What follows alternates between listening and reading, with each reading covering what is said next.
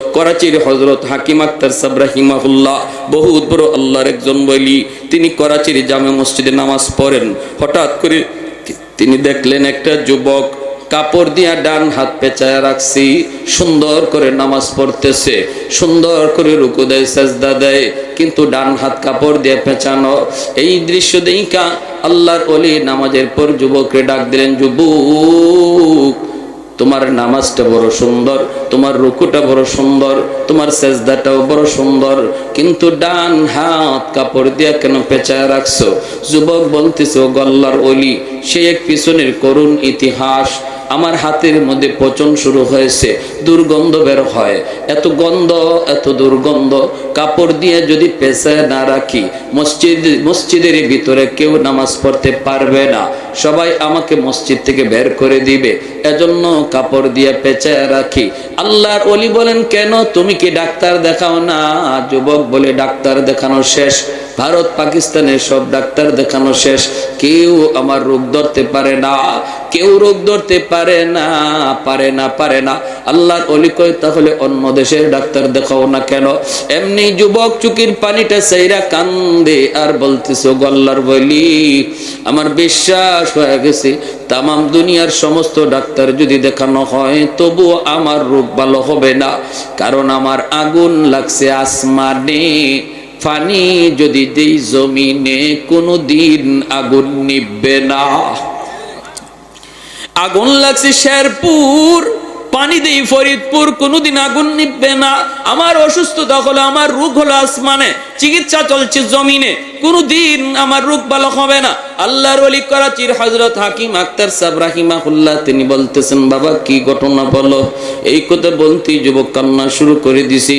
যুবক বলতেছে, ও আল্লাহর ওলি, আমি আমার মায়ের গর্ভে একমাত্র সন্তান, জন্মের কিছুদিন পরে আব্বা মারা গেলেন, আমার নানা নানি মামা মামি আসছেন আমাকে অন্যত্র, আম্মাকে অন্যত্র নিয়ে বিয়ে দিয়ে দিবে, কিন্তু মা কয় না আব্বা আমি যাব না, আল্লাহ আমাকে একটা মানিক দিয়েছে, আমি আমার মানিকের চেহারা দেখে জীবন যৌবন কাটায় দেব, আমি আমার স্বামীর বাড়ি ছাড়ব না।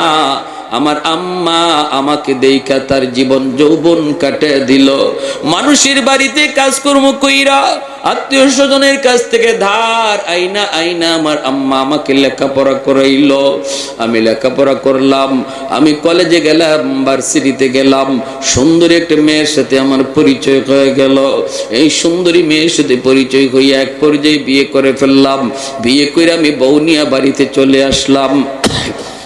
আমার মাকে আমি বিয়ের খবরটা পর্যন্ত দেই নাই, এরপরও আমার মা তিনি রাগ করেন না, তিনি মান্না নিছেন, আর এতটুকু শুধু বলছেন, বাবা একটু কবর যদি দিতি তাহলে মা তো নিয়ে উঠে নিয়ে আসতাম। ঠিক আছে বাবা, ভালোই করেছ, এই বইলে দুঃখিনী মা তিনি মাইনা নিছেন, কিন্তু আমার সুন্দরী শিক্ষিতা বউ আমার মাকে মা হিসাবে মেনে নিতে পারলো না।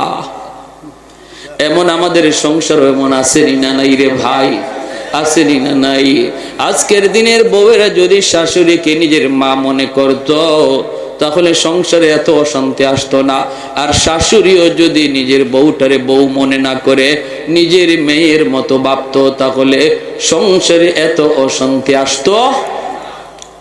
ভাইয়েরা বন্ধুরা, এরপরে দেখা গেল কি, ওই যুবক বলতেছে, আমি অফিস থেকে বাড়িতে যখন ঢুকি রাতের অন্ধকার, আমার কানে কানে আমার মায়ের বিরুদ্ধে আমার বউ আমার কানে কানে আমার মায়ের বিরুদ্ধে নালিশ দেয়, কান ফোড়া দেয়, আমার কান শুধু ভারী করে ভারী করে ভারী করে ভারী করে ভারী করে। আমি তো দুর্বল, মহব্বত করে ভালোবেসে বিয়ে করেছি, এজন্য আমি আমার বউয়ের প্রতি দুর্বল হইয়া মার রুমে ঢুইকা মারে বকাবকি করলাম, প্রথম রাতে বকাবকি করলাম।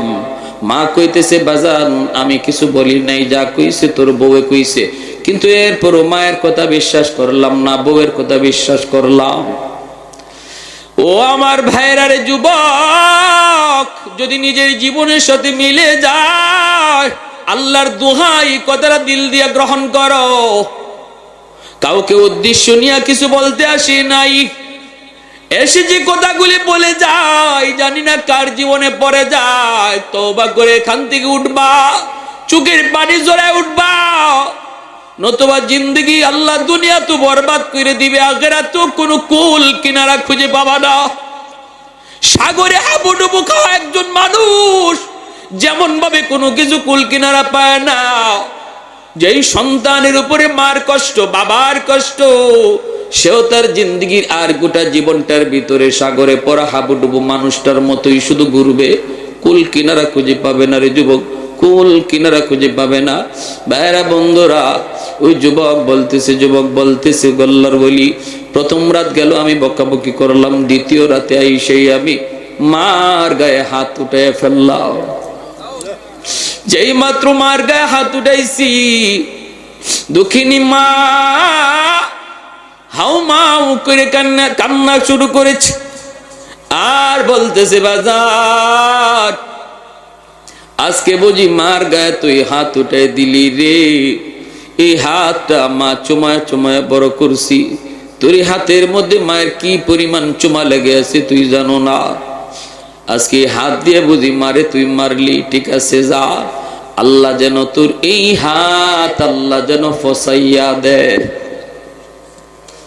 তুই যেন আমার জানাজার নামাজ পড়তে না পারো।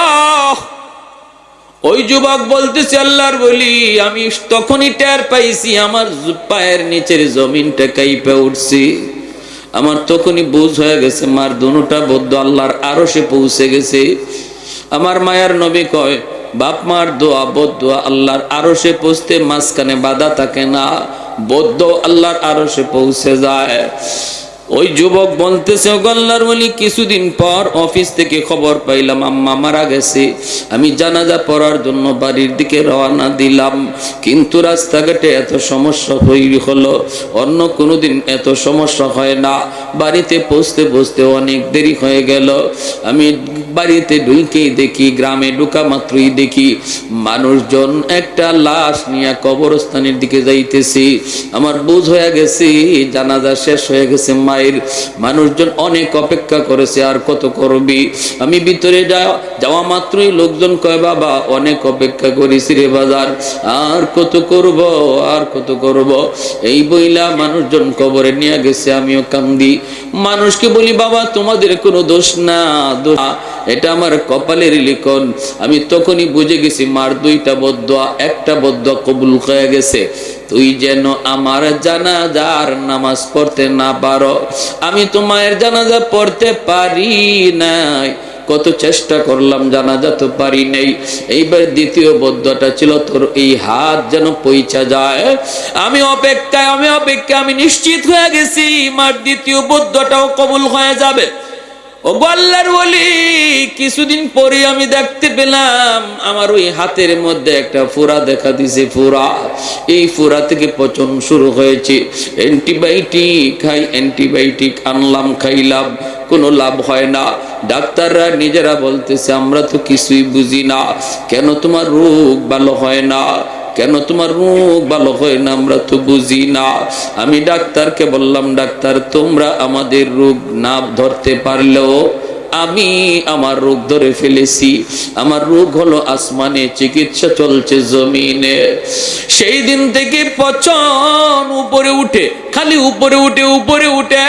এইবার আমার ওই সুন্দরী বউ, যার মহব্বতে বইরা আমি মার গায়ে হাত উঠাইছি, আমার ওই সুন্দরী বউটাও আমারে ফালাইয়া বাপের বাড়ি চলে গেছে। মানুষজন আমাকে বাড়ি থেকে বের করে দিয়েছে, আত্মীয় স্বজন আমাকে বের করে দিয়েছে। এখন আমি রাস্তায় রাস্তায় ঘুরি, মসজিদে যায় কান্না করি।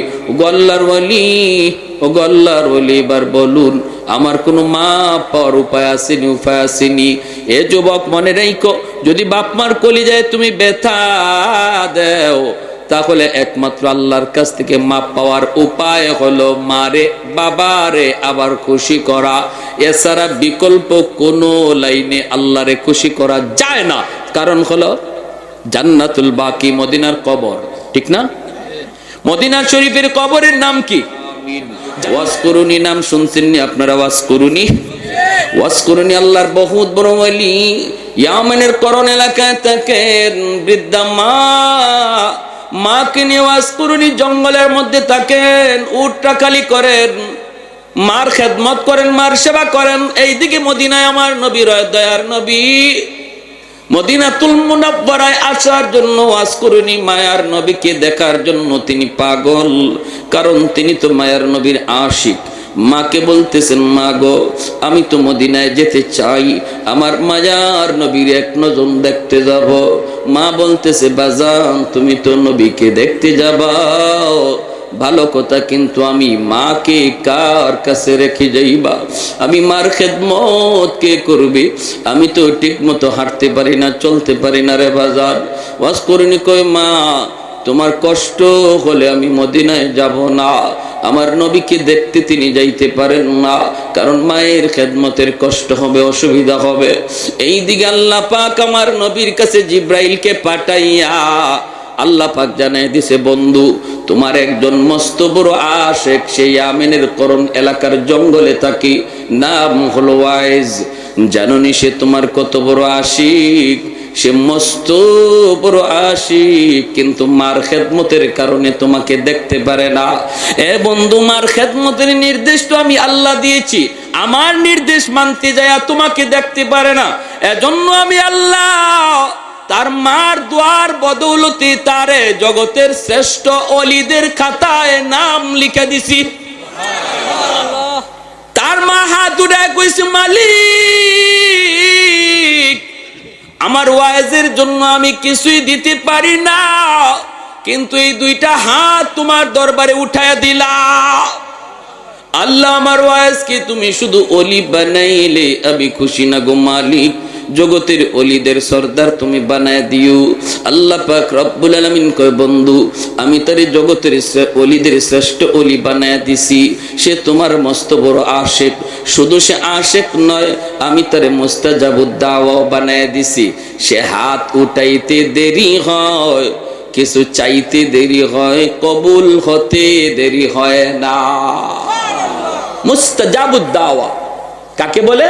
যে হাত তুলতে দেরি, কবুল হতে দেরি হয় না। যুবক একটু দিল দিয়া কথাগুলা শোনো। আল্লাহ নবী রহমতের নবী খবর পাইলেন, খবর পায় মায়ার নবী অসুস্থ। নবী বুঝতেছেন নবী দুনিয়ায় আর বেশি দিন থাকবেন না। ওই অবস্থায় নবী বলেন, উমর কোথায়? আলী দিকে আসো, শোনো আমি একটা সংবাদ দিয়া যাই, একটা খবর দিয়ে যাই। আমার একজন মস্ত বড় আশিক ইয়ামিনের করণ এলাকার জঙ্গলে থাকে, নাম হলো ওয়াইজ। ওমর আমার আল্লাহ আমাকে জানাইছেন সে আমার মস্ত বড় আশিক। শুধু আশিক না, আল্লাহ তারে ওলি বানাইয়া মুস্তাজাবুদ দাওয়া বানায় দিছে। এ ওমর, আমার ইন্তেকালের পর আমার পরনের জুব্বাটা আমি তাকে হাদিয়া দিলাম, হাদিয়া। আমার ইন্তেকালের পর এই জুব্বাটা নিয়ে তুমি তার সন্ধানে বের হবা, ইয়ামেনের করণ এলাকার জঙ্গলে যায় তুমি তারে তালাশ করবা। তালাশ কইরা আমার পরনের এই জুব্বাটা তুমি তারে দিয়ে দিবা। জাননি এত বড় মাকাম, এত বড় মর্যাদা সে কেমনে লাভ করেছে? শুধুমাত্র মার দোয়ার বদৌলতে। হযরত ওমর কয়, নবী গো চিনবো কেমন করে? আল্লাহ নবী কয়, তার চেহারাটা এমন, তার বডিটা এমন, তার চুলটা এমন, তার হাতটা এমন, তার পাটা এমন, হাতের ডান হাতের তালুতে একটা সাদা দাগ দেখতে পাইবা। হযরত ওমর কয়, ইয়া রাসূলুল্লাহ আপনি নিজে বলতেছেন সে কোনোদিন আপনাকে দেখে নাই, আপনিও তারে দেখেন নাই গো নবী, কেমন করে তার চেহারার পরিচয় দিচ্ছেন, বডির পরিচয় দিতেছেন? আল্লাহর নবী রহমতের নবী কয়, উমর রে আমার আশিক স্বপ্ন যুগে আল্লাহ আমাকে বহুবার দেখায়া দিছে। মান রাআনি ফিল মানাম ফাকাদ রাআনি ফাইন্না শাইতানা লা ইয়াতামাসসালু বি। আল্লাহর নবী রহমতের নবী বলেন, কেউ যদি স্বপ্নে আমি নবীকে দেখে যেন সে বাস্তবেই আমাকে দেখলো, আর যে স্বপ্নে নবীকে দেখলো তার জন্য জাহান্নাম হারাম হয়ে যায়। আল্লাহর নবীর স্বপ্নে যে দেখবে তার জন্য জান্নাত ওয়াজিব হয়ে যাবে, জাহান্নাম হারাম হয়ে যাবে। নবীকে স্বপ্ন দেখার একটা বহুত বড় আমল বুজুর্গানে কেরাম বলছেন, ঘুমানোর আগে যদি কেউ রেগুলার প্রতিদিন এশার নামাজ পইরা যখন ঘুমায় 100 বার দুরূদ শরীফ পইরা যদি সে ঘুমায়, 100 বার দুরূদ শরীফ পইরা যদি কেউ ঘুমায় প্রতিদিন, তাহলে ফুকাহাগণ সুফিয়ানে কেরামগণ বলেন মৃত্যুর আগে আগে আল্লাহ তারে স্বপ্ন যুগে নবীর স্বপ্নে দেখাইয়া দিবে। পারবো না এই আমলটা করতাম ইনশাআল্লাহ। ছোট্ট দুরূদ শরীফ, ছোট্ট লম্বা দুরূদ শরীফ পড়া লাগবে না।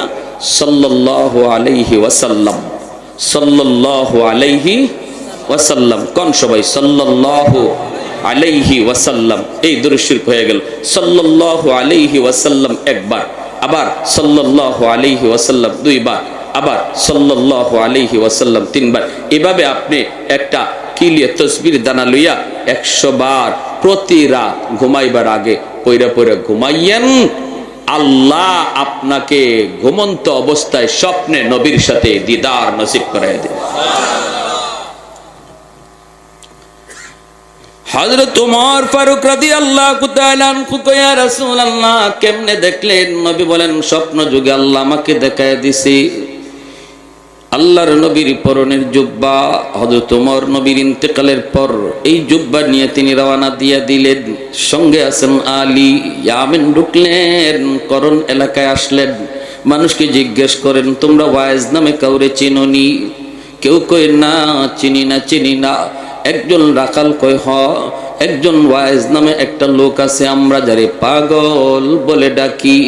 জঙ্গলের ভিতরে তাকে, সাধারণভাবে আমাদের মতো চলাফেরা করে না, জঙ্গলের ভিতরেই তাকে একটা উট রাখালি করে। আর তার মা আছে বৃদ্ধা মা, মাকে নিয়ে ওখানে একটা ঝুপড়ির মধ্যে থাকে। মাঝে মাঝে তারে জঙ্গলের ভিতরে সেজদারত অবস্থায় কানতে শোনা যায়। সেজদারত অবস্থায় তারে কানতে শোনা যায়। যখনই সে সেজদায় কান্দে গো, তখনই আমাদের পশু, আমাদের উটগুলিও কান্না শুরু করে, খানা তারা বন্ধ করে দেয়। তার কান্নার সাথে সাথে পশু পাখিগুলি স্তব্ধ হয়ে যায়। হযরত ওমর ফারুক রাদিয়াল্লাহু তাআলা আনহু বলেন, আলী চলো, তাহলে ওই দিকে আমরা যাই, হয়তো আমরা তার সন্ধান পেয়ে গেছি রে আলী। হযরত ওমর তিনি চলে আসলেন জঙ্গলের ভিতরে, খুঁজতে খুঁজতে পেয়ে গেলেন। পাইলেন হযরত ওমর তার চেহারার দিকে তাকান, বডির দিকে তাকান, চুলগুলির দিকে তাকান। তাকে হযরত ওমর তিনি দেখতেছেন আল্লাহর নবীর বলে দেওয়া বিবরণ 100 তার সাথে মিলতেছে। তখনই হযরত ওমর বলে, আপনার নাম ওয়াইজ, আল্লাহর নবী আপনার কাছে আমাদেরকে পাঠাইছেন। এই কথা বলতে ওয়াজ করিনি কয়, নবী যে ওয়াজের কাছে আপনাদেরকে পাঠাইছেন আমি সেই ওয়াজ না। আল্লাহু আকবার, জোরে কর। আমি এত বড় হতে পারি না, এত বড় হতে পারি নাই যে আমার খুঁজে নবী লোক পাঠায় দিবে। সুবহানাল্লাহ। খাঁটি আল্লাহওয়ালারা তাদের উইলায়াতকে গোপন রাখতে চায়, ঠিক কি না? খাঁটি আল্লাহর ওলি যারা, এরা সবসময় গোপন থাকাকে পছন্দ করে, প্রকাশ হতে চায় না। আর বেজাল যেখানে আছে এখানে খালি ফটর ফটর, বেজাল যেখানে আছে এখানে খালি অ্যাডভার্টাইজ, এখানে খালি সাইনবোর্ড, এখানে খালি ব্যানার। আছে না নাই? আশিকে রসুল, মাহবুবে খুদা, গাউসে হামদানি, কুতুবে রব্বানি, সারা শরীরে সুলকানি, নাম আর খুঁজে পাওয়া যায় না। কিরে নাম কই? নাম দিয়ে কি হইব? টাইটেল ফর টাইটেল দেখো না, নাম দিয়ে কি হইব? কিন্তু খাঁটি আল্লাহর ওয়ালি যারা, এরা নামের আগে পিছে তো টাইটেল লাগায় না, ঠিক কিনা? জোরে কন। উজানির পীর সাহেব রাহিমাহুল্লাহ, কারি ইব্রাহিম সাহেব, আল্লাহর ওলির নামের আগে এমন কোন টাইটেল ছিল না, ঠিক কিনা? কোন টাইটেল ছিল না। চরমুনের পীর আল্লাহর ওলি দুনিয়াতে নাই, নামের আগে টাইটেল ছিল না, এখনো আছে, নামের আগে তাদের কোনো টাইটেল নাই। বোঝা গেল খাঁটি জিনিসের টাইটেল লাগে না, বেজাল জিনিসের টাইটেল লাগে, ঠিক কিনা? ভাইয়েরা বন্ধুরা, জন্য বলতেছিলাম, মনোযোগ দিয়ে শুনো। যেই মাত্র দেখা যায় হযরত ওমর নিজের পরিচয় দিয়ে বলতেছেন, আমি হলাম আল্লাহর নবীর সাহাবী ওমর, ইনি হলেন নবীর সাহাবী আলী। আমার নবী, দয়ার নবী, তিনি দুনিয়াতে নাই, নবী ইন্তেকাল করেছেন। আল্লাহর নবীর ইন্তেকালের খবর পেয়ে ওয়াজ করিনি কাঁদতে শুরু করলেন। এরপরে বলতেছেন, মায়ার নবী তার পরনের জুব্বাটা আপনাকে হাদিয়া দিয়া দিছেন। ও আল্লাহর ওলি, নিজের আর গোপন রাখেন না। কি এমন নেকামল করেছেন গো? নবীর পরনের জুব্বা পাওয়ার জন্য আমি ওমর পাগল ছিলাম, আবু বকর পাগল ছিল, উসমান পাগল ছিল, আলী পাগল ছিল, সালমান ফার্সি পাগল ছিল। ডাইনে বামে সারা জীবন নবীর সাথে তাইকা জীবন কাটায় দিলাম, কিন্তু নবীজির ইন্তেকালের আগে পরনের জুব্বা আমরা কেউ পাইলাম না। পাইলেন আপনি, যিনি নবীকে কোনোদিন দেখলেনও না। এমন কি আমল করেছেন একটু বলুন। আমার নবী যা বলেছেন, আপনার মায়ের দোয়া, কোথায় আপনার মা? এই আল্লাহর বান্দির চেহারা মোবারক একটু দেখা। আর একটু জোরে কন্যা সুবহানাল্লাহ। আপনার ডান হাতটা একটু দেখতে চাই। এই ডান হাতটা হাতের মধ্যে নিয়ে দেখেন, তালুর মধ্যে সাদা একটা দাগ দেখা যায়। এমনি হযরত ওমর কোন আর আপনি গোপন করবেন না। নবী এই বিবরণ দিয়েছেন, 100 মিলে গেছে। আর মায়ার নবী বলেছেন, এই জুব্বাটা আপনি পরবেন, পইরা আল্লাহর কাছে একটু সুপারিশ করবেন তার উম্মতের জন্য, গুনাহগার উম্মতের জন্য একটু সুপারিশ করতেন। কারণ নবী আমাদেরকে জানাইছেন, আপনি নাকি মুস্তাজাবুদ দাওয়া, আপনি হাত তুলতে দেরি হয়, আমার আল্লাহ কবুল করতে দেরি হয় না। ওয়াসকুরুনি,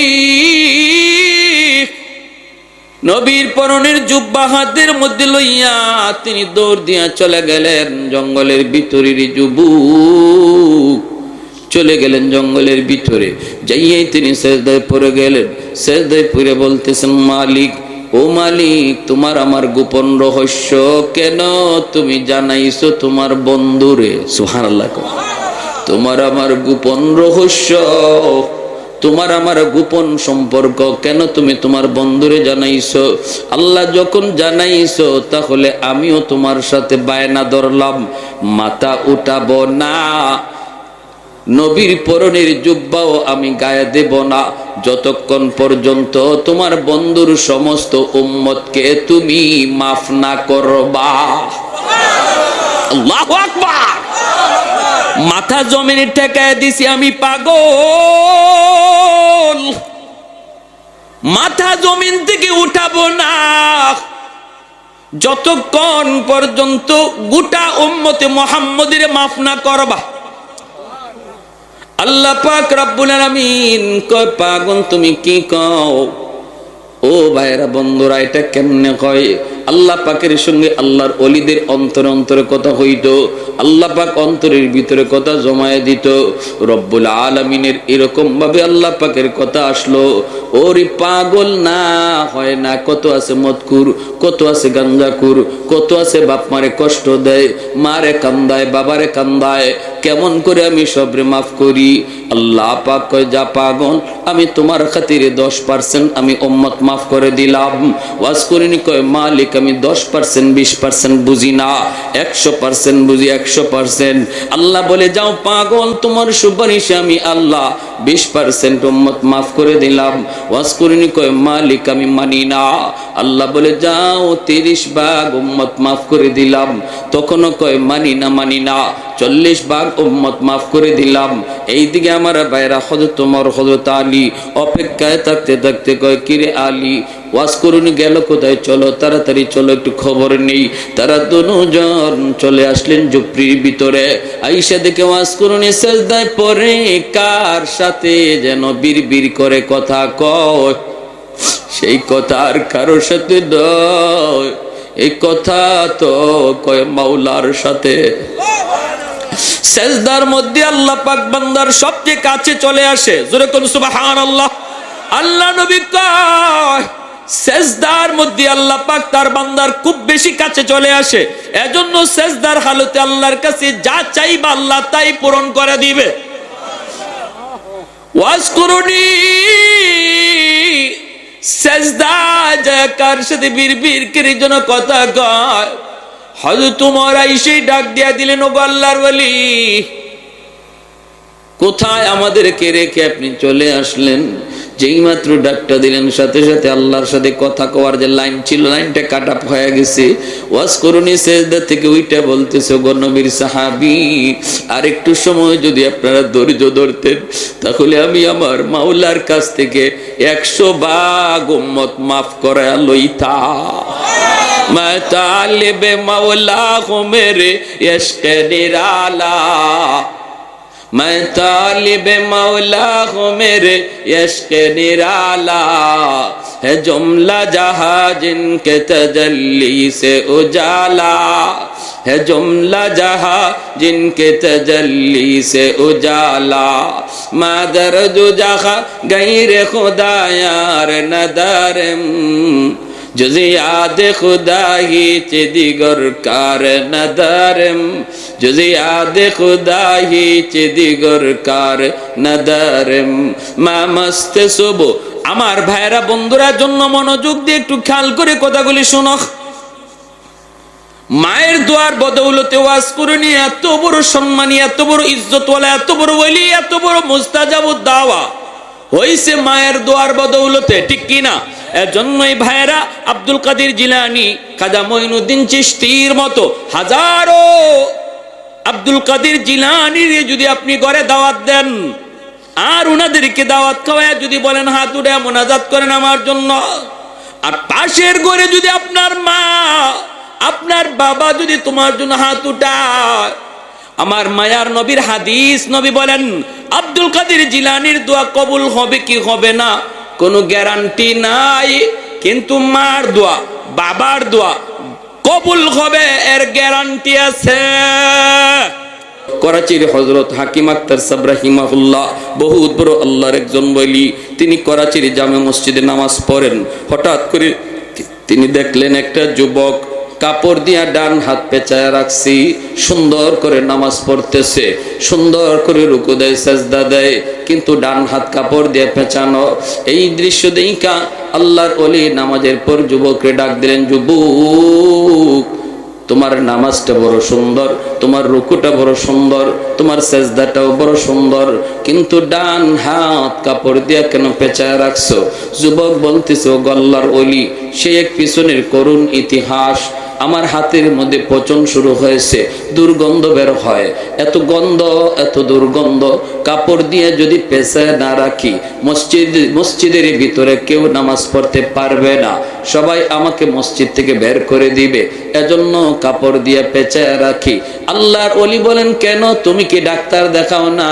যুবক বলে, ডাক্তার দেখানো শেষ, ভারত পাকিস্তানের সব ডাক্তার দেখানো শেষ, কেউ আমার রোগ ধরতে পারে না, কেউ রোগ ধরতে পারে না, পারে না, পারে না।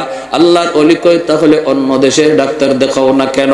এমনি যুবক চুকির পানিটা চাইরা কান্দে আর বলতেছে, ও আল্লাহর ওলি, আমার বিশ্বাস হয়ে গেছে তামাম দুনিয়ার সমস্ত ডাক্তার যদি দেখানো হয় তবু আমার রোগ ভালো হবে না, কারণ আমার আগুন লাগছে আসমানে, পানি যদি দেই জমিনে কোনো দিন আগুন নিভবে না। আগুন লাগছে শেরপুর, পানি দেই ফরিদপুর, কোনোদিন আগুন নিভবে না। আমার অসুস্থতা হলো, আমার রোগ হলো আসমানে, চিকিৎসা চলছে জমিনে, কোনোদিন আমার রোগ ভালো হবে না। আল্লাহর ওলি করাচির হযরত হাকিম আক্তার সাহেব রাহিমাহুল্লাহ তিনি বলতেছেন, বাবা কি ঘটনা বলো। এই কথা বলতেই যুবক কান্না শুরু করে দিছি। যুবক বলতেছে, ও আল্লাহর ওলি, আমি আমার মায়ের গর্ভে একমাত্র সন্তান, জন্মের কিছুদিন পরই আব্বা মারা গেলেন, আমার নানা নানি মামা মামি আসছেন আমাকে অন্যত্র, আম্মাকে অন্যত্র নিয়ে বিয়ে দিয়ে দিবে, কিন্তু মা কয় না আব্বা আমি যাব না, আল্লাহ আমাকে একটা মানিক দিয়েছে, আমি আমার মানিকের চেহারা দেখে জীবন যৌবন কাটায় দেব, আমি আমার স্বামীর বাড়ি ছাড়ব না। আমার আম্মা আমাকে দেখা তার জীবন যৌবন কাটে দিল, মানুষের বাড়িতে কাজকর্ম কইরা আত্মীয় স্বজনের কাছ থেকে ধার আইনা আইনা আমার আম্মা আমাকে লেখাপড়া করাইলো। আমি লেখাপড়া করলাম, আমি কলেজে গেলাম, ভার্সিটিতে গেলাম, সুন্দরী একটা মেয়ের সাথে আমার পরিচয় হয়ে গেল। এই সুন্দরী মেয়ের সাথে পরিচয় হইয়া এক পর্যায়ে বিয়ে করে ফেললাম। বিয়ে করে আমি বউ নিয়ে বাড়িতে চলে আসলাম। আমার মাকে আমি বিয়ের খবরটা পর্যন্ত দেই নাই। এরপরও আমার মা তিনি রাগ করেন না, তিনি মান্য নিছেন। আর এতটুকু শুধু বলছেন, বাবা একটু কবর যদি দিতি তাহলে মা তো উঠায় নিয়ে আসতাম। ঠিক আছে বাবা, ভালোই করেছো, এই বইলে দুঃখিনী মা তিনি মাইনা নিছেন। কিন্তু আমার সুন্দরী শিক্ষিতা বউ আমার মাকে মা হিসাবে মেনে নিতে পারলো না। এমন আমাদের সংসার এমন আসেনি না নাই রে ভাই, আসেনি না নাই? আজকের দিনের বউয়েরা যদি শাশুড়িকে নিজের মা মনে করত তাহলে সংসারে এত অশান্তি আসতো না। আর শাশুড়িও যদি নিজের বউটারে বউ মনে না করে নিজের মেয়ের মতো ভাবতো তাহলে সংসারে এত অশান্তি আসতো। ভাইরা বন্ধুরা, এরপরে দেখা গেল কি, ওই যুবক বলতেছে, আমি অফিস থেকে বাড়িতে যখন ঢুকি রাতের অন্ধকার, আমার কানে কানে আমার মায়ের বিরুদ্ধে আমার বউ আমার কানে কানে আমার মায়ের বিরুদ্ধে নালিশ দেয়, কান ফোড়া দেয়। আমার কান শুধু বাড়ি করে বাড়ি করে বাড়ি করে বাড়ি করে বাড়ি করে। আমি তো দুর্বল, মহব্বত করে ভালোবেসে বিয়ে করেছি, এজন্য আমি আমার বউয়ের প্রতি দুর্বল হইয়া মার রুমে ঢুইকা মারে বকাবকি করলাম। প্রথম রাতে বকাবকি করলাম। মা কইতেছে, বাজান আমি কিছু বলি নাই, যা কইছে তোর বউয়ে কইছে। কিন্তু এরপরও মায়ের কথা বিশ্বাস করলাম না, বউয়ের কথা বিশ্বাস করলাম। ও আমার ভাইরারে যুবক, যদি নিজের জীবনের সাথে মিলে যায়, আল্লাহর দোহাই কথাটা দিল দিয়া গ্রহণ করো। কাউকে উদ্দেশ্য নিয়ে কিছু বলতে আসি নাই, এসে যে কথাগুলি বলে যায় জানি না কার জীবনে পড়ে যায়। তওবা করে এখান থেকে উঠবা, চোখের পানি জড়ায় উঠবা, নতুবা জিন্দগি আল্লাহ দুনিয়া তো বরবাদ করে দিবে, আখিরাত তো কোনো কুল কিনারা খুঁজে পাবা না।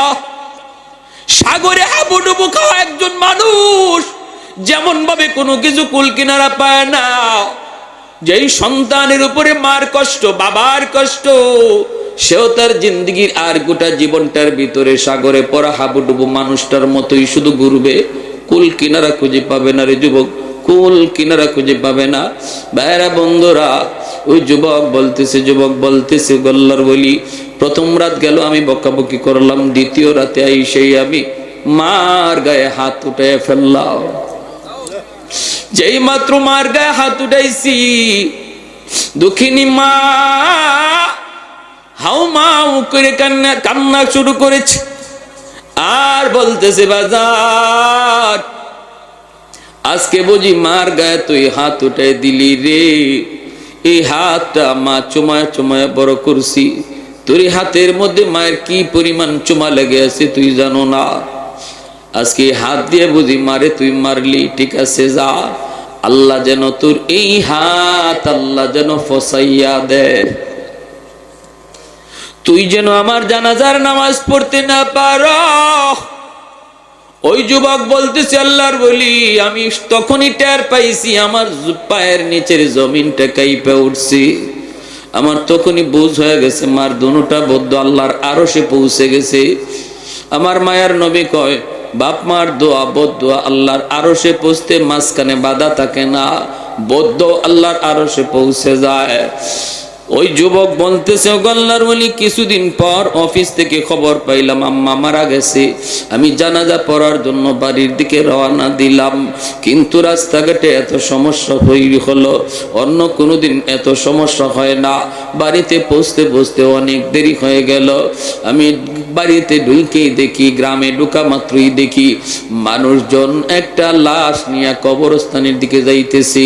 আমার বুঝ হয়ে গেছে জানাজা শেষ হয়ে গেছে মায়ের। মানুষজন অনেক অপেক্ষা করেছে, আর কত করবি। আমি ভিতরে যাওয়া মাত্রই লোকজন কয়, বাবা অনেক অপেক্ষা করেছি রে বাজার, আর কত করব আর কত করব। এই বইলা মানুষজন কবরে নিয়ে গেছে, আমিও কান্দি। মানুষকে বলি, বাবা তোমাদের কোনো দোষ না, এটা আমার কপালের লিখন। আমি তখনই বুঝে গেছি মার দুইটা বদদোয়া, একটা বদদোয়া কবুল হয়ে গেছে। তুই যেন আমার জানাজার নামাজ পড়তে না পারো। আমি তো মায়ের জানাজা পড়তে পারি নাই, কত চেষ্টা করলাম, জানাজা তো পারি নাই। এইবার দ্বিতীয় বদদোয়াটা ছিল তোর এই হাত যেন পৌঁছা যায়। আমি অপেক্ষায় আমি নিশ্চিত হয়ে গেছি মার দ্বিতীয় বদদোয়াটাও কবুল হয়ে যাবে। ও আল্লাহর ওলি, কিছুদিন পরে আমি দেখতে পেলাম আমার ওই হাতের মধ্যে একটা ফোড়া দেখা দিছে। ফোড়া, এই ফোড়া থেকে পচন শুরু হয়েছে। অ্যান্টিবায়োটিক খাই, অ্যান্টিবায়োটিক আনলাম, খাইলাম, কোনো লাভ হয় না। ডাক্তাররা নিজেরা বলতেছে আমরা তো কিছুই বুঝি না, কেন তোমার রোগ ভালো হয় না, কেন তোমার রোগ ভালো হয় না, আমরা তো বুঝি না। আমি ডাক্তারকে বললাম, ডাক্তার তোমরা আমাদের রোগ না ধরতে পারলেও আমি আমার রোগ ধরে ফেলেছি। আমার রোগ হলো আসমানে, চিকিৎসা চলছে জমিনে। সেই দিন থেকে পচন উপরে উঠে, খালি উপরে উঠে। এইবার আমার ওই সুন্দরী বউ, যার মহব্বতি বইরা আমি মার গায়ে হাত উঠাইছি, আমার ওই সুন্দরী বউটাও আমারে ফালাইয়া বাপের বাড়ি চলে গেছে। মানুষজন আমাকে বাড়ি থেকে বের করে দিয়েছে, আত্মীয় স্বজন আমাকে বের করে দিয়েছে। এখন আমি রাস্তায় রাস্তায় ঘুরি, মসজিদে যায় কান্না করি। ও আল্লাহর ওলি, এবার বলুন আমার কোনো মা পাওয়ার উপায় আসেনি? এ যুবক মনে রাখো, যদি বাপ মার কলিজায় তুমি ব্যথা দাও, তাহলে একমাত্র আল্লাহর কাছ থেকে মাপ পাওয়ার উপায় হলো মারে বাবারে আবার খুশি করা। এছাড়া বিকল্প কোনো লাইনে আল্লাহরে খুশি করা যায় না। কারণ হলো জান্নাতুল বাকি, মদিনার কবর, ঠিক না? মদিনা শরীফের কবরের নাম কি? জান্নাতুল বাকির পাশ দিয়ে আমার রহমতের নবী যান। সাহাবায়ে কেরাম নবীর সাথে হঠাৎ করে আল্লাহর নবী অন্তর চোখে দেখতে পেলেন একটা যুবক কবরের ভিতরে আযাব ভোগ করতেছে, আগুনে পড়তেছে, সাপের কামড় খাইতেছে। মা মা কয়া চিৎকার করে কাঁদতেছে। আল্লাহ নবীকে আল্লাহ পাক দেখায় দিছে, সাহাবীরা দেখে না। কবরের আযাব আছে, আল্লাহ মানুষকে দেখায় না। কেন দেখায় না? যদি মানুষকে আল্লাহ কবরের আযাব দেখাইতো, তাহলে কবরের পাশ দিয়া কেউ সাহস করে যাইতো না। রাতের বেলা দূরের কথা, দিনের বেলাও কেউ কবরের পাশ দিয়া যাওয়ার সাহস করতো না। কবরস্থান দেখা যায়, এতটুকু দূরেও কেউ বাড়ি বানাইতো না যদি কবরের আযাব আল্লাহ মানুষকে দেখাইতো। দুনিয়ার নিজাম উল্টা পাল্টা হয়ে যাইতো। এজন্য মানুষকে আল্লাহ পাক কবরের আযাব দেখায় না। কিন্তু গরু ছাগল কবরের আযাব টের পায়। মাঝে মাঝে দেখবেন কবরস্থান থেকে গরু ছাগল দৌড় দেয়। আল্লাহ নবী রহমতের নবী কয়, সাহাবীরা আমি দেখতেছি যুবকের আযাব, চলো আমি নবী তোমাদেরকে নিয়ে একটু মুনাজাত করি। আল্লাহ নবী মুনাজাত করলেন, মালিক তোমার কাছে হাত বাড়াই দিছি গো আল্লাহ, দয়া করে তুমি যুবকের আযাব বন্ধ করো। আল্লাহ পাক রব্বুল আলামিন আযাব বন্ধ করে না। মায়ার নবী আবার হাত উঠাইছেন, সাহাবীরা আমিন আমিন বলেন। এবারও আযাব বন্ধ হয় না। নবী আবার হাত উঠাইছেন, 3 বার হাত উঠাইছেন, তখনও আযাব বন্ধ হয় না। এইবার নবী জানতে চাইলেন, মালিক আমি হাত উঠাইতে দেরি, কবুল হতে দেরি হয় না, আজকে কি হলো? আমার কি হাতের দাম তোমার কাছে কমে গেল নাকি? আল্লাহ তুমি একটু বলো। এই কথা বলতে আল্লাহ কয়, না বন্ধু, তোমার হাতের দাম কমে নাই বন্ধু। এই যুবকের মা এখনো দুনিয়ায় জীবিত, মার মনে ভীষণ কষ্ট। মা যতক্ষণ পর্যন্ত তারে মাফ না দিবে, আমি আল্লাহ তুমি বন্ধুর দোয়াও কবুল করব না। আল্লাহ নবী সাহাবীদেরকে বলেন, দৌড়ায় তার মারে সালাম দাও। সাহাবীরা দৌড়ায় যায় তার মাকে সালাম দিলেন। মহিলা আসলো, আল্লাহ নবী কইতেছেন, মা গো কবরটা চিনুনি? মহিলা কয়, নবী গো চিনি, এটা আমার সন্তানের কবর। আল্লাহ নবী কয়, মা এই সন্তান বুঝি তোমার ভীষণ কষ্ট দিয়েছে, যার কারণে কবরের মধ্যে আযাব ভোগ করতেছে গো মা। চিৎকার করে করে আম্মা আম্মা করে ডাকতেছি। ও গো মা, সন্তানের পক্ষ থেকে আমি তোমার কাছে মাপ চাইতেছি, তারে মাফ করে দাও। এই সন্তান তো তোমারই, কত রাত সন্তানের মাথার পাশে দাঁড়ায় দাঁড়ায় রাত কাটাইছো, কত চোখের পানি জড়ায় ধরে আল্লাহর কাছে কাঁদছো সন্তানের সুস্থতার জন্য। এই সন্তানকে তুমি একটু মাফ করে দাও না, কবরের মধ্যে আযাব ভোগ করতেছি আমি। রহমতের নবী কেমনে যাই, কেমনে চলে যাই তারে আযাবে রাইখা? আমি তো রহমতের নবী। হাত বাড়াইছি একবার না তিনবার, আল্লাহ আমার হাত ফিরাইয়া দিছে। তুমি তার মাফ না করলে আল্লাহ আমার সুপারিশটাও কবুল করে না।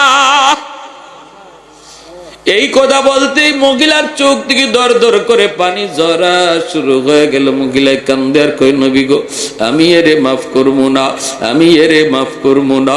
কেন গো নবী জানেননি? এখনো আমার পিঠে মাইরের দাগ আছে, আমার পিঠে এখনো তার আঘাতের দাগ আছে, মাইরের দাগ। না গো নবী, আমি দের মাফ করবো না। আল্লাহ নবী পড়ে গেলেন বেকায়দায়। নবী আল্লাহ, মার দিলটা শক্ত হয়ে গেছে, মায় মাফ করবে না। ও মালিক, আমি জানি বাপ মার দিল যত শক্ত হোক বেশিক্ষণ থাকে না। যদি সন্তানের বিপদ বাপ মা নিজের চোখে দেখে তাহলে কিন্তু দিল নরম হয়ে যায়। ও আল্লাহ, কবরের আযাবটা তুমি আমারে যেভাবে দেখাইছো এইভাবে তার মারেও দেখায়া দাও। সাথে সাথে আল্লাহ কয়, বন্ধু তোমার এই সুপারিশটা আমি আল্লাহ কবুল করলাম। এমনি কবরের আযাবের দৃশ্যটা আল্লাহ পাক তার মারেও দেখায় দিছে। মা যেই মাত্র দেখছে কবরের ভিতরে সন্তানের আযাব, সাপের কামড়, আগুনে পুরের দৃশ্য, সাথে সাথে মার দিল নরম হয়ে গেছে। মা চিৎকার দেয়া কয়, ওগো নবীজি, আমার কলিজায় যত ব্যথা ছিল আমি সব ভুলে গেছি। মায় মাফ করতে দেরি হয়েছে, আযাব বন্ধ হতে দেরি হয় না।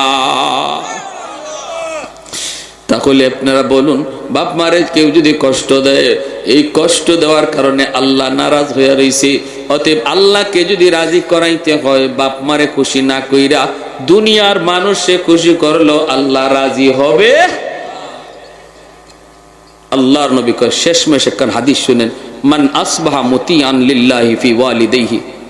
কোন সন্তান যদি রাতের বেলা মা আর বাবারে খুশি করে ঘুমায়, ভালো করে শুনেন, আল্লাহর নবীর হাদিস, রাতের বেলা যদি কোন সন্তান বাপ মারে খুশি করে ঘুমায়, কিভাবে খুশি করবেন সেটা আপনার ইচ্ছা, আমি বলবো না এটা কেমনে, আপনি জানেন।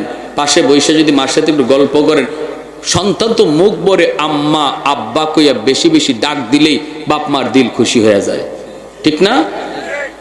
বাপ মারে খুশি করা পৃথিবীতে সবচেয়ে সহজ। শ্বশুর বাড়ির মানুষকে খুশি করতেও বোয়াল মাছ নিতে হয়, কিন্তু মারে আর বাবারে খুশি করতে আম্মা আব্বা, মুখটা বইরা আম্মা আব্বা ডাক দিয়া দেখো মার দিল খুশি হয়ে গেছে।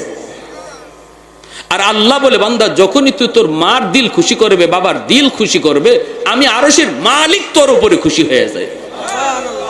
এটা আমার আরশ পর্যন্ত পৌঁছে যায়, আমি খুশি হয়ে যাই।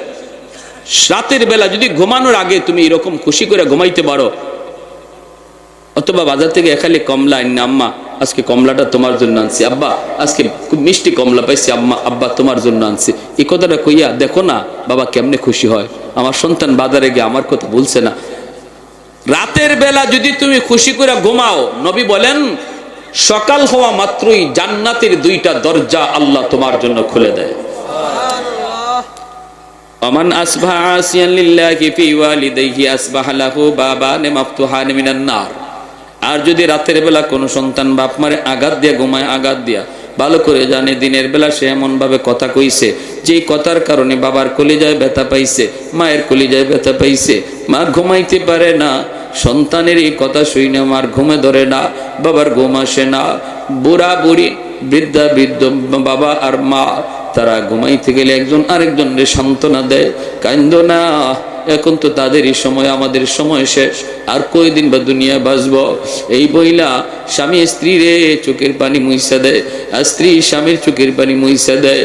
এইভাবে তুমি বাবারে মারে কান্দাইয়া যে ঘুমাইতে গেছো রে যুবক, আমার মায়ার নবী দয়ার নবী কয় তোর বাপ মা ঘুমায় না, আর তুই বুঝি ঘুমাইতেছ। সকাল হওয়া মাত্রই জাহান্নামের দুইটা দরজা আল্লাহ খুলে দেয়, নাউজুবিল্লাহ। এই রাত যদি মরণ হয় নিশ্চিত জাহান্নামে। এই রাত যদি যুবকের মরণ হয় নিশ্চিত জাহান্নামে। হে 100 বারও যদি হজ করে আয়, সারা জীবনও যদি হজ করে, এই নিশ্চিত জাহান্নামে। এই রাত্রে, যেই রাত্রে মারে কষ্ট দিয়ে ঘুমাইতেছে, আর যদি এই রাত তার মরণ হয়, এমন কোন আমল নাই তারে জাহান্নাম থেকে ফিরাইতে পারে। এজন্য নবী বলেছেন, সালাসাতুন কদ হারামাল্লাহু আলাইহিমুল জান্নাহ, আদ-দাইয়ুস মুদমিনুল খামর ওয়াল আক ওয়াদ-দাইয়ুস আল্লাযী ইউকিররু ফি আহলিহিল খুবুস। 3 ব্যক্তির জন্য জাহান্নাম, জান্নাত হারাম। 3 ব্যক্তির জন্য জান্নাত হারাম। মদখুর, আরেক হলো বাপ মার অবাধ্য সন্তান, আরেক হলো দাইয়ুস। দাইয়ুস হলো ওই পুরুষকে বলে যেই পুরুষ ঘরের ভিতরে স্ত্রী অসামাজিক অনইসলামিক কাজ করতেছে, বেপরদায় চলতেছে, আল্লাহরে নারাজ করতেছে, সন্তানেও করতেছে, বউও করতেছে, তার অধীনস্থ মানুষগুলা আল্লাহর অবাধ্য পথে চলতেছে, বেপরদায় বাইরিতেছে, এরপরেও যে পুরুষে বাধা দেয় না, এই পুরুষ হইল পুরুষ দাইয়ুস।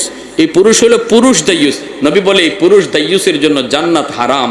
যে তার স্ত্রীরে বেপরদায় দেখকেও বাধা দেয় না, যে তার মেয়েটারে বেপরদায় দেখকেও বাধা দেয় না, যে তার বোনটারে বেপরদায় দেখকেও বাধা দেয় না, খারাপ কাজ চোখের সামনে হয়, এরপরে যেই পুরুষ বাধা দেয় না, তার অধীনস্থ লোক অন্যায় কাজ করতেছে, এরপরেও তাদেরকে শাসন করে না, আল্লাহ নবী কয় সে হলো পুরুষ দাইয়ুস, তার উপরে জান্নাত হারাম হয়ে যায়, নাউজুবিল্লাহ।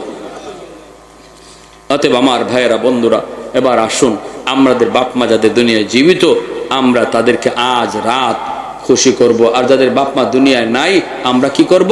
একটা আমল নবী বলে দিয়েছেন, মান যারা ফি কবর মান যারা কবর আবাইহি ফি কুল্লি জুমাতিন গুফিরা লাহু কুতিবা বাররান, রাওয়াহু আবু দাউদ শরীফের হাদিস।